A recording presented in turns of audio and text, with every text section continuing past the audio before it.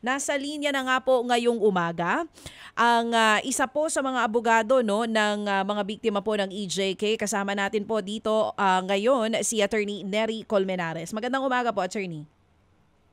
Ay, magandang umaga siya, Ted, at sa lahat ng viewers and listeners ninyo. Oo, good morning po. Attorney, thank you so much no for being on the show. Kayo po sigurado ay nakatutok din dito sa nangyaring pre-trial sa ICC last Friday. That was March 14. Una muna sir, ano pong naging reaksyon nyo dun sa unang naging pagharap ng ating dating Pangulo sa ICC?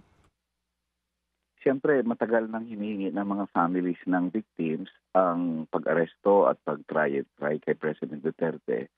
So marami talaga ang parang na una muna hindi makapaniwala na after so long, mga 7 years nagkaroon, na-aresto si President Duterte and the start of a possible trial ay nandyan na doon sa initial hearing doon sa pre-trial chamber. At siyempre, na gustuhan namin yung very, very fresh approach ng trial chamber. Hindi siya, iba kasi yung ICC sa atin dito na normal. And very fair ang pagtingin namin doon sa ginawa ng judge. Dahil siyempre, initial hearing lang yun . Iko-confirm lang naman doon yung identity ng nahuli, kung siya nga ba yun. Pangalawa, sabihin sa kanya ang laman ng warrant of arrest and of course yung charges sa kanya na crime against humanity. Tapos yung mga rights niya under the Rome Statute. So it's just an initial hearing. So anyway, we hope na magkakaroon ng trial. May confirmation of charges sa September 23 and we hope that the pre-trial chamber will confirm the charges against President Duterte para magkaroon ng trial. Attorney, kayo naman po isang abogado. Para lang po mas maintindihan ng mga kapatid natin, nabanggit niyo po na ang confirmation of charges will be on September pa. Ano po ang ibig sabihin ng mangyayari sa September na confirmation of charges? Well, may i-charge ang prosecutor at crime against humanity ang i-charge niya. Definitely crime against humanity ang i-charge niya. Yun naman ang laman ng mga complaints pati ng mga pamilya ng biktima. Pangalawa, ang ipoprove doon sa hearing ngayon, gustong marinig ng pre-trial chamber kung if there is evidence for substantial grounds that the accused or President Duterte in this case committed the crimes. So doon sasabihin ng pre-trial chamber, of course, pwede niyang i-confirm yung charges ng prosecutor and pwede niya rin hindi i-confirm yung charges. In any case, pag i-confirm niya ang charges which many of the victims of the EJK, the families of EJK victims pray for, isi-set up na ang trial court ng Rome ng ICC. Composed usually yan ng 3 judges. I-set up ang trial court and then magsisimula ang trial. Ang judges pala ng trial court is iba sa pre-trial chamber para ibang mga judges naman ang i-appoint ng ng ICC para dito. So more or less yun ang general procedure dito. Okay. Tama po ba yung narinig ko, Attorney Nery? Iba yung judges ngayon na nangyari nung Friday sa magiging judges on September 23? Yes, iba ang pre-trial chamber judges doon sa trial chamber. Kasi para hindi sila parang baga na alam na nila ang kasong to, parang start fresh sila in the sense na babasahin na nila ang charges ng prosecutor, babasahin nila ang defense ng ng President Duterte, and then they will of course conduct trial. Para kasi ang pre-trial chamber judges, halimbawa nag-confirm sila ng charges. So meron na silang opinion doon sa mga sa mga ebidensyang sinabit ng prosecutor na may substantial grounds na ginawa ito ni President Duterte. So itong trial court naman for due process sa accused, kumbaga, wala silang ganong decision. Oo. So they will look at it in a fresh mindset, kumbaga. Oo. So hindi na sina Judge Moto ang makikita natin on September 23?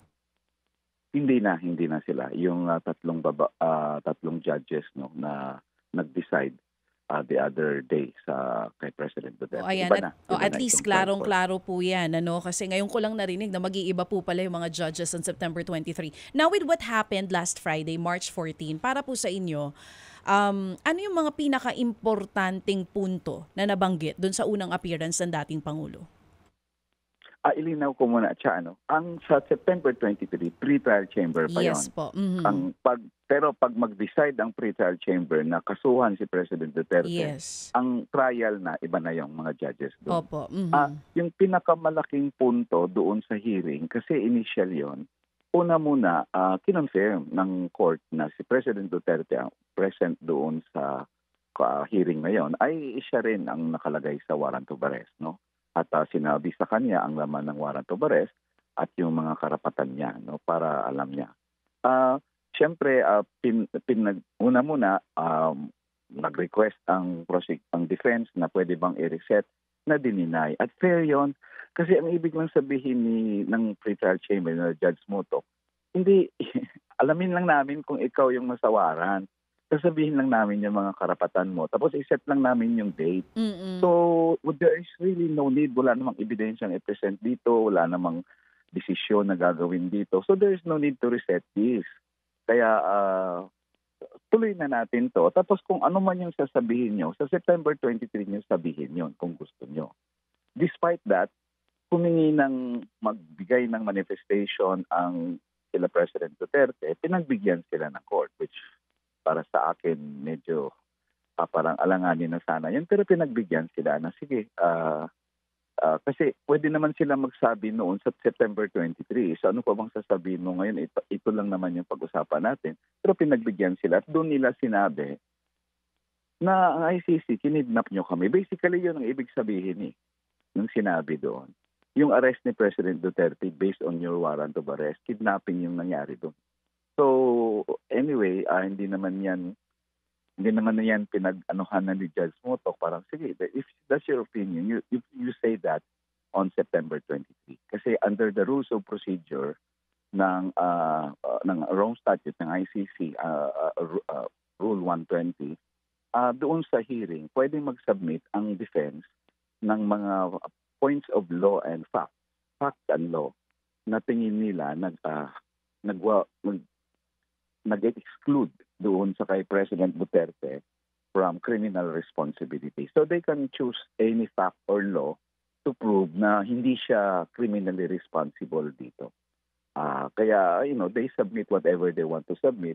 Yun nga lang, because this is confirmation of charges, sana naman, ang sasabihin nila doon, ang charge na yan ay hindi tama. Hindi namin ginawa yon, hindi totoo yon, or kung ano pa mang depensa nila. To tell the pre-trial chamber na hindi yan wala kaming responsibilidad dyan sa mga drug war na yan, EJK na yan, hindi kami. So that's the expected na Pero we don't know kung anong sasabihin nila sa confirmation of charges hearing, but that's most likely dapat ang laman ng kanilang depensa doon sa hearing ngayon. Attorney Nery, tama po para lang mas maintindihan din po nito mga nakikinig at nanonood sa atin, and even I myself na hindi po bihasa dito sa mga usapan sa batas. Doon sa nangyaring pagdinig last March 14, may mga hiniling yung kampo ng Pangulong Duterte na hindi po pinagbigyan ng korte. Pwede po ba nating ulitin ano yung mga hiniling nila na hindi po pinagbigyan ng ICC? Well, lahat naman tayo at medyo hindi ganun ka well-versed in a sense sa ICC kasi ibang ballgame. Ibang legal regime sila. Yung hiningi talaga nila doon na i-reset dalawang motions daw yon, sabi ng court, na dalawang motions kayo to reset, hindi namin i-grant yun.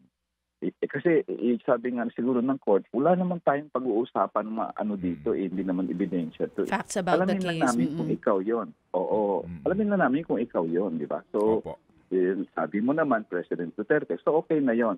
Next time na lang tayo, next time na ilabas yung mga sasabihin.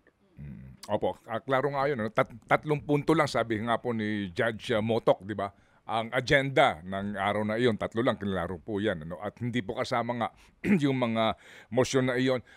Attorney Nery, ipinakilala po no ni Prosecutor Karim Khan yung kanyang mga kasama during the hearing, no. Sabi niya no, kasama niya si Deputy Prosecutor Manjay Niang, and then trial lawyer Edward Jeremy, trial lawyer Robin Croft, opo, at International Cooperation Advisor Chantal Daniels, no? At yung kanila home case manager Grace Go, no? Sabi po ni Ginoong Karim Khan, ano ho ba, sila ho ba yung team that will prosecute the former president? Wala na pong iba pang pwedeng makasama sa kanila? Yes, sila ang team na kasi it's between the prosecutor, parang kaso ng prosecutor against President Duterte. Sila ang team. Madadagdagan pa ba sila ng iba sa team nila? Pwede naman. Discretion ng prosecutor yun. Opo. Yeah, well, namin alam kung sino idadagdag niya, kung may dadagdag pa siya. Kasi ano magiging papel halimbawa nila Attorney Conti, no, na katuwang po dito ng mga biktima ng EJK na ito sa paglalabas ng mga affidavit, etc. Kung meron man. Well, discretion ng prosecution kung bibigyan nila ng papel ang lawyers ng victim. Ang hinihingi lang naman namin, Ted, sana may participation ang victims sa sa trial itself, no. Matapos na malabas lang nila ang hinaing nila, ang kanilang ebidensya o ano pa man, yun lang naman hinahanap nila. And ang decision ng ICC, Ted, is ma-acquit ba yan o guilty ba? Hindi nila alam. Pero they welcome the opportunity naman na masabi ang kanilang side na pinagkait sa kanila ni President Duterte during the 6 years na nandito siya. No? Hanggang ngayon, wala pa naman siyang kaso dito sa Pilipinas. So, that's the only thing we want. Pero ang ICC kasi, Ted, tatlo ang opisina diyan, unlike our in the sense, no, tatlo in a sense ang opisina diyan. Ang una, siyempre yung prosecution, yung pangalawa yung defense, pero may office rin sila para sa victims. At yung victims, there are trials na represented ang victims ng doon sa trial itself, no.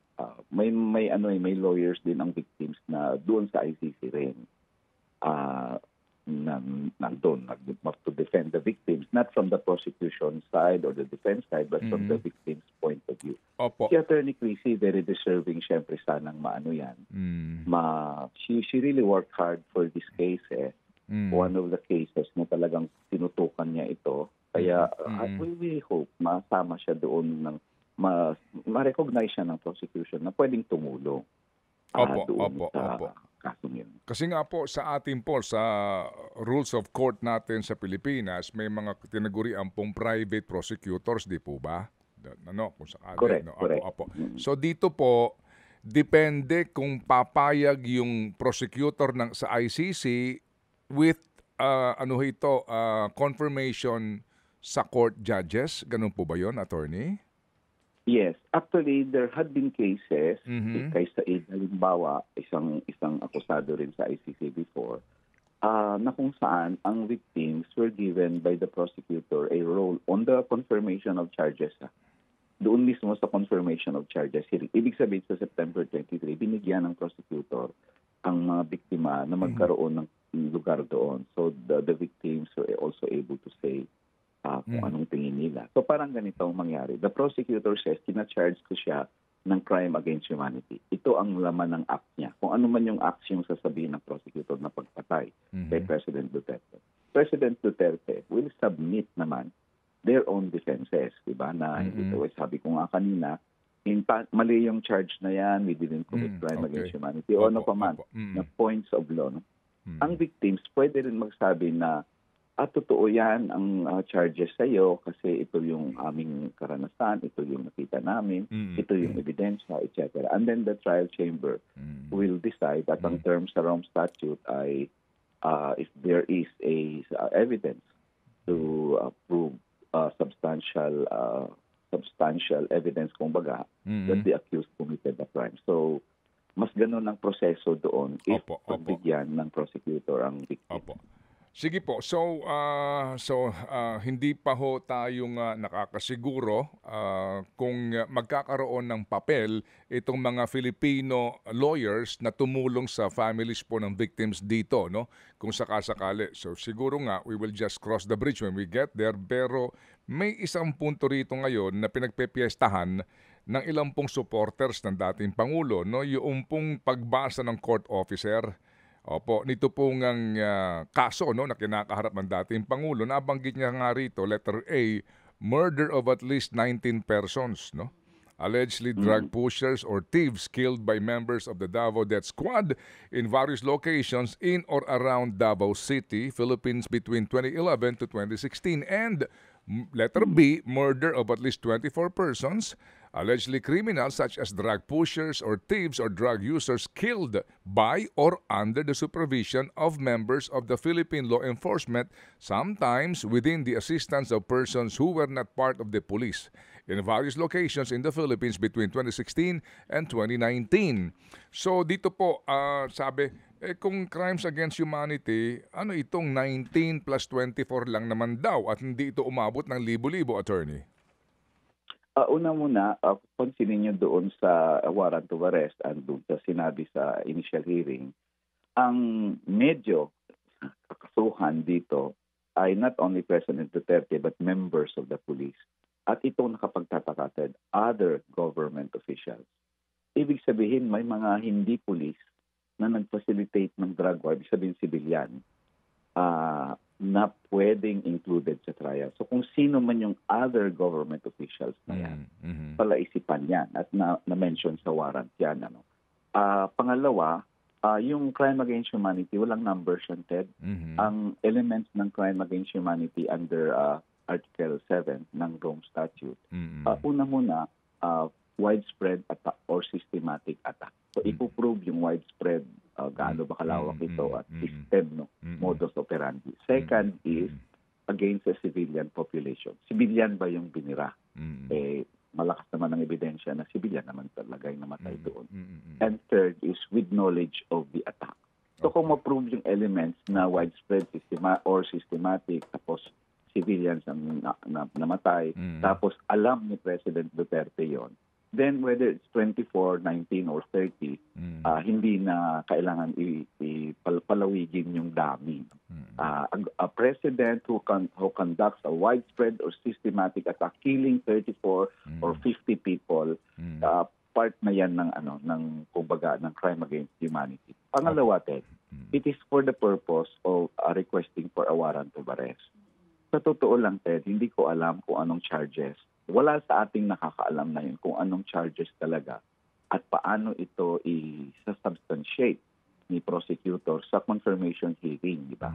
But so we will expect a document from the prosecutor sana soon, no? Otherwise, ang mangyayari, si President Duterte will just base his defenses on the request for warrant of arrest. Doon siya magdidepensa sa 19 at sa 24. Ako man, Ted, pag klarong-klaro yung 19, may pag tinanong ka ng pre-trial chamber, sino ba tong 19 na to? Saan to namatay? Bakit to nasabing siya ang involved? Mas madali mong i-prove yan to request a warrant of arrest. Pag magbanggit ka ngayon ng 1,000 dyan, kung tinanong ka ng pre-trial chamber, sino tong mga to? Saan to pinatay? Di malito ka na ngayon kasi grabing yan, data yan. So sa akin, hindi ko nakita yun na major thing doon sa request for a warrant.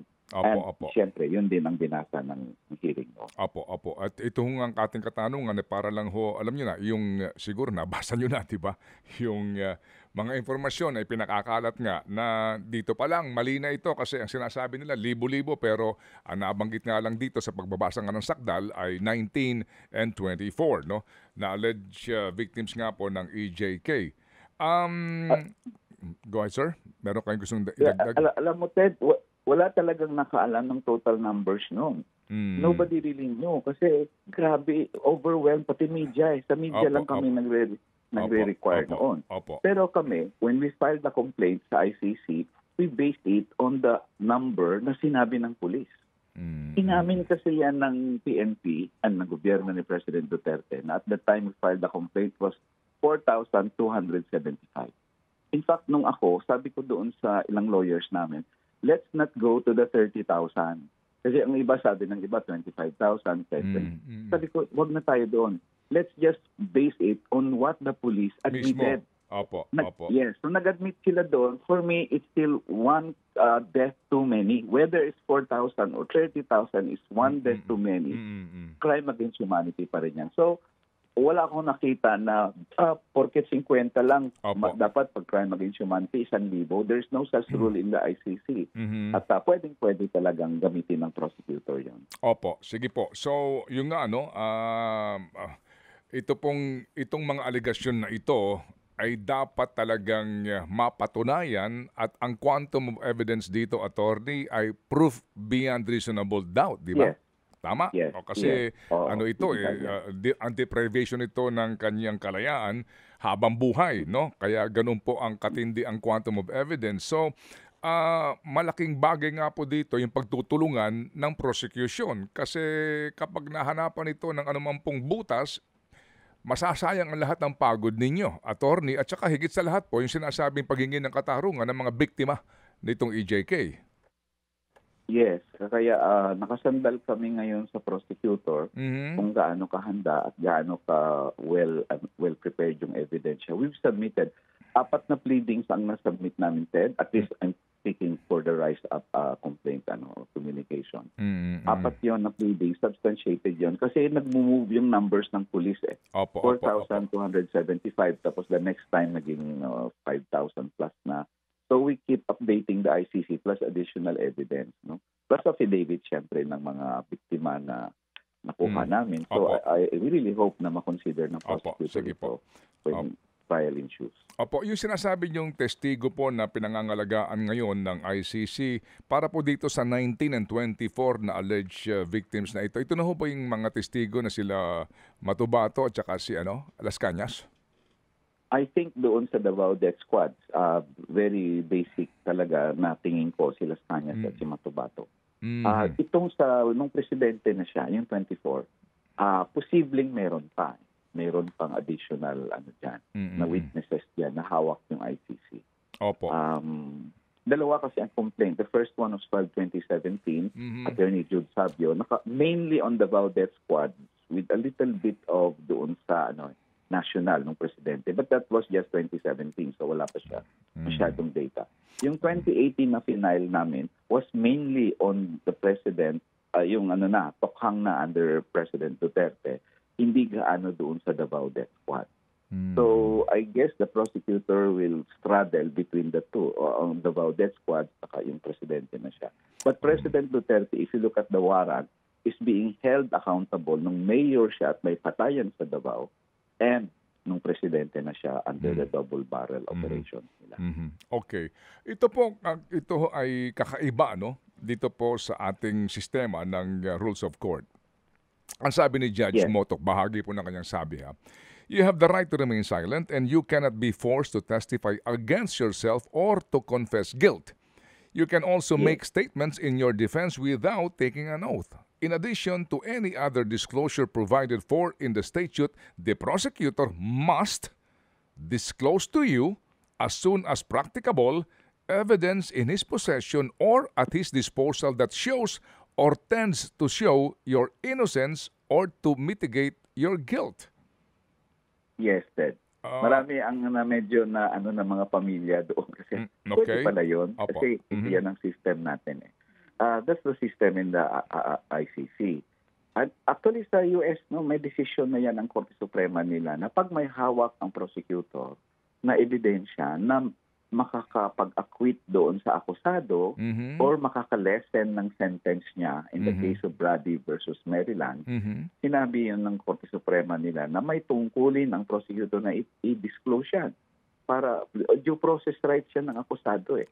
Ganon din sa ICC. Kasi otherwise, ang mangyari, baka may injustice na mangyari dito. Inosente pala to, mag-guilty ang desisyon porket wala pala siyang access itong depensa doon sa ebidensya ng prosecutor that will lead to his acquittal. So due process rights requires na ikaw piskal, pag may nakuha kang ebidensya na paborable sa kanya, i-disclose mo yon. Hindi pwedeng itago mo yon kasi that's how we respect his due process rights as a presumed innocent until proven guilty. Matindi, very obsessed ang ICC sa due process rights ng accused. Unlike sa Pilipinas, na duda ako kung ilalabas ng piskal yun sa Pilipinas. Opo, ilalabas ng piskalya. O kaya naman po, para palakasin yung kaso, gagawa-gawa pa ng mga statement, di ba? Alam niyo ho naman yun, nangyayari. Yes. O sige. So anyway, dito, balikan natin ito. So, dito po, no, sabi pa nga, no, that could undermine the credibility of the evidence against you. I mean, pag natin ito inintindi, tutulungan pa ng prosecution na ma-acquit yung akusado. Practically po ganon, di ba, ang sitwasyon. Pero sa ngayon pa lamang, sa mga panahong ito, kayo po mismo kasama doon sa mga naghain nga ng affidavit of complaint dito, meron ba? May hawak ba ang prosecution ng anumang ebidensya? Wala. Very confident kami dyan. Kasi, klaro, lakas ng ebidensya. In fact, para sa akin, baka hindi tumagal. Well, I hope hindi tumagal kasi very clear ang ebidensya. No? Just short lang, Ted. Yung widespread and systematic attack, hindi na kailangan ng maraming ebidensya dyan. Klaro, aparito, hulo yun eh. At ilang taon nangyari yun. Systematic. Pangalawa, civilian nga naman talaga yung napatay. Yung knowledge of the attack, medyo yun ang crucial na evidentiary point eh. Pero binigay ni President Duterte yung ebidensya sa kanya and we cited it in our complaint. Public statements niyang kill. Yung public statements niyang huwag kayong mag-alala, amnesty po kayo, ako bahala sa inyo. All the statements. No? So, ang pangatlo na ebidensya is of course yung ilang testimony sa Quadcom like Colonel Garma. Ang devastating yung kay Colonel Garma para sa amin, sa biktima. Kasi Colonel Garma testified under oath in an official proceedings that President Duterte not only ordered the attack, but he funded the attack. So medyo ibang klase yon. Alam na alam mo yon. Pinondohan mo pa nga eh. So ang lakas ng ebidensya dito, and I don't see any reason na magkakaroon ng ebidensya na will acquit President Duterte dahil sa lakas ng ebidensyang ito. Opo, you mentioned the Quadcom committee hearing. As we speak now, nasubmit na ba ito? Itong proceedings, yes. Itong on record po na mga testimonya under oath nitong humarap sa Quadcom na tinutumbok itong ilang mga official din ng PNP na nakipagtulungan to execute kumbaga innocent civilians now as alleged? Well, yes. Under sa rules ng procedure ng ICC, pwede ka talaga silang ang ICE prosecutor kumuha ng ebidensya kahit sa sources, even online. So I wouldn't be surprised na nakuha na nila yung buong transcript sa sa online, no? Kasi nakikita yan, televised. We would have preferred sana na Quadcom mismo mag-submit kasi authenticated na yung official nature ng dokumento eh. Pero paulit-ulit kami nag-request na ma-access sana namin lahat ng transcript. Sabi naman ng Quadcom, hindi na sila mag-issue on that. Anyway, nasa internet na lang yun, sundan nyo na lang, which is of course very difficult for the victims and the lawyers. So, we're still hoping na mag-iba ang sana. Ito naman yung aming pwedeng i-request sa ICC na sana i-officially request ng prosecutor doon sa Quadcom na pwede ba i-submit na.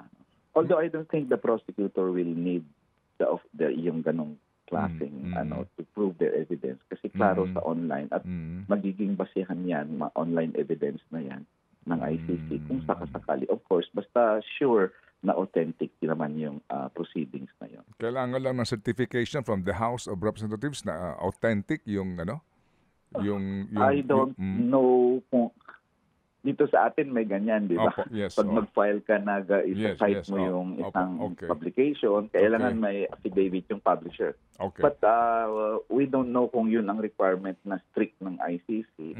Pero siguro may reasonable grounds to believe na yan ay galing sa Quadcom.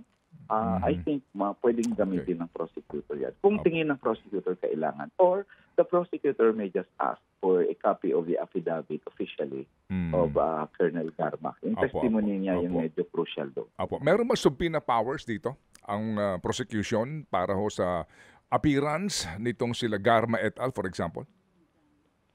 Yes, may power to do that. Summons ang pwedeng gawin diyan ng prosecutor, i-approve yan dapat ng pre-trial chamber. Yun, kung hindi pupunta, alam niyo naman, walang police force ng ICC, Okay. so hindi natin alam. Kaya nga nag-resort ang prosecutor sa Interpol kasi hindi alam niya na hindi una muna, sinabi din ni President Duterte ilang beses. Alam ng prosecutor na hindi sasama yan ng ng matiwasay na isomon mo. Kasi the prosecutor could have summoned him Pwede namang isomon mo siya Hindi na siya nag-resort doon because sure na ang prosecutor na hindi siya pupunta kaya humingi ng warrant of arrest. So, I think depende yan sa mga kinusomon ng ICC kung pupunta sila o hindi. And in the case of Garma, I think she is detained in the US. Whether the United States will allow Colonel Garma to testify in the ICC. Opo. So, hindi natin alam kung gawin ng US yan. So, Okay, sige. Yeah. Opo. Sige po. So, ito ho naman po ay it's a, kumbaga, simula pa lamang nitong sinasabi na po ng iba na mahaba pong paglilitis kung talagang matutuloy po ito sa trial kasi hindi pa tayo nakakasigura. Di po ba kasi maaring madismiss din po ito kung, di ba, attorney, no? Yan po ay mga posibilidad. Yes. Opo, tama. Opo, sige. Yes, it's Sige. also possible. Opo, sige. So, attorney, ito lang mga ngayon, nakakabasa rin po ako, pinapadala sa akin ng kung sino-sino, itong mga pictures na ginagamit sa mga rallies po ng mga biktima umano ng EJK na ito. Mayroon pong kabilang banda na nagsasabi na yung mga Marami po kasing iba-iba yung mga kumakalat on social media, Attorney Nery. Merong mga nagsasabi na merong mga nasa litrato ng EJK na buhay pa. Meron naman mga nagsasabi na hindi EJK victims, yung mga nandoon. At ginagamit lang daw po yung mga picture ng kamag-anak nila. Can Yes you po. Ano clarify po? Yes, I've heard of that too, no? Wala akong narinig na buhay pa. Ang narinig ko, merong isang doktor na parang hindi naman clear na under the EJK ni President Duterte. Pinatay din. Bakit siya nandun, no? And I guess the organizations organizing it should clarify, siyempre. Nakita ko na yung clarification kagabi na ang sabi ng Health Alliance for Democracy ay sinama nila yon to prove na under the impunity, the context of impunity ni Duterte, kasi patayan kaliwat kanan, may mga senseless killings din na nagawa. No? Yun ang kuha ko doon sa explanation nila.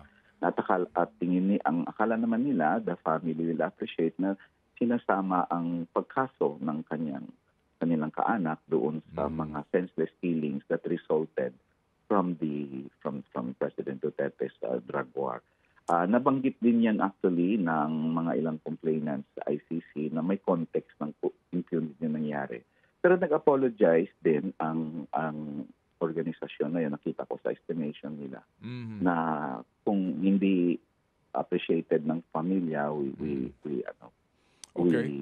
apologize for that. Opo. Well, at least naiklaro po natin tong bagay na ito and siguro nga ang ating panawagan ay doon sa lahat na maglalantad ng mga larawan na lang muna siguro, no? Maging prudent para po walang gantong issue kasi alam niyo na, no, sa panahong ito, attorney, alam niyo na 'yon, no? Ito't kaliwat kanan na kung ano-anong mga balita na ipinapakalat ng kung sino-sino. Sige po. Tama ka, Ted. I'll put in muna doon. Tama ka doon. Ngayon may nakita ako na mag-ingat talaga doon sa mga yon. Lalo na medyo grabe ang ngayon, pangayan. Pangalawa, pero may nakita rin ako, may pinadala din sa akin na sinasabing yung anak mo ay addict, etc. It doesn't justify pa rin, Ted. Grabe talaga ang nalulungkot ako na grabe na ang thinking. Porket addict yan, pwede nang patayin kasi mga biktima yan. So sana naman huwag nang pumunta doon. Pero anyway, nasa kanila yon. But still, in terms of law, Kahit addict yung anak mo, hindi justified yung killing kasi sa ilalim ng batas natin. May hulihin ng addict tapos kung may may sentensya man siya, there's a sentence for that. And lastly, Ted, ang complaint na final namin doon, may yung extrajudicial killing sa Pilipinas kasi Ted, dalawa ang motibo. May isang motibo niya ay mga drug addict, mga drug kung ano-ano related, na mga suspect. Pero may isa ring EJK na nangyari sa Pilipinas na yung political killings, yung mga aktivista, yung mga dissenters. Nabanggit namin yung sa complaint namin na initial, no? Nabanggit na may nangyayari dito na attacks against dissenters, no. Sa akin kasi whatever the motive, kaya ang motive mo patayin yan kasi drug addict yan, o patayin yan kasi dissenter, aktivista yan, ayaw ko ng tao na nagsasalungat sa akin. Doesn't matter what the motive is, it's still crime against humanity. So, wag na sana hindi in fact we are hoping na matsama din sa trial sana kung depende sa prosecutor yung mga killings ng aktivista. At napansin ko, Ted, sa application niya sa warrant niya, basahin ko lang ang nakalagay dito. Sabi niya na si President Duterte jointly with high-ranking government officials and members of the police force. Dito pumasok yung sa akin na sino kaya ang high-ranking government official? Civilian ba ito? Pero tinuloy niya, agreed to neutralize individuals they identified as criminals or individuals with criminal propensities, meaning droga, including but not limited to drug offenders. Ito yung medyo nagbukas sa akin. Ano kaya ibig sabihin na hindi related sa droga pero kasama sa trial? Doon ako medyo nag-hope na sana naman ang ibig na sabihin dito, yung EJK din ng mga aktivista na nangyari sa panahong yon na kung ano ang under trial ngayon. Kasi it's still crime against humanity sa ilalim ng ICC. Okay, so Attorney Nery, kami po ay makikiantabay din po sa mga development dito and definitely po will call you at ang inyong pong grupo sa panig po naman ng mga biktima umano nito pong EJK na ito. Salamat po Attorney at mabuhay. Maraming salamat din, Ted. Good morning po.